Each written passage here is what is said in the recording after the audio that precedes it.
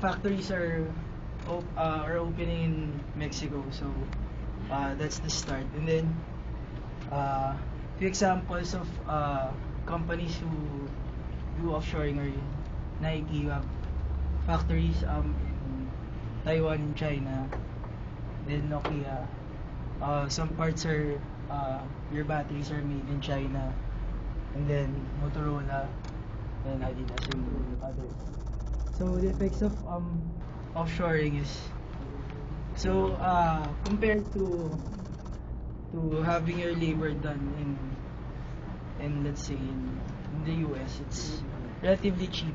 It's actually much cheaper than having your products done in the States. So let's say the design is still done there, but when the product is being manufactured, they offshore. So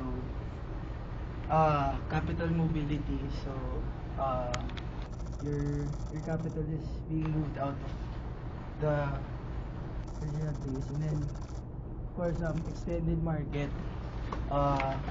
You move out of your box and go out and explore your market.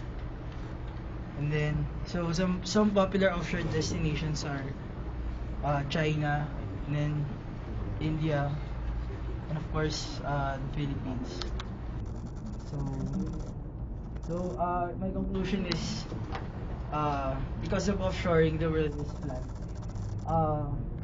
Flat meaning that the work is efficient and easy and cheap. So everyone is interconnected. So also goods and services are being diverted to other parts of the world. So that's it. I don't think with a flatter world it's easier. I think it's harder for us because it's a battle for quality, no longer for some advantage.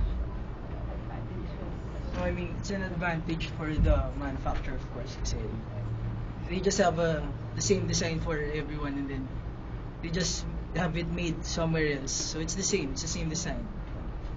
So, I guess there are losers in this situation. Yeah. People will lose their job. yeah, I think so. Yeah. Okay, Tommy. I have a question. The companies that you enumerated, Nike, Adidas, Motorola. Pictures lang. The thing is, you mentioned that they've done offshoring and outsourcing. Why aren't their products cheaper? I did say outsourcing. Offshore. Offshoring. You said offshoring. No, I mean cheaper in their part, not on the customer side. So I mean. I see what you're saying. That means their profits are really Yeah. okay. So they Think about the iPod. Their prices are really high. They can make it really cheap. Their profits are huge. Okay. Nike, if they come up with a special brand, even if it's the same manufacturer, they invent the dry fit shirts or something like that, and they add an extra $10 on every one of these things, and they make huge profits. Probably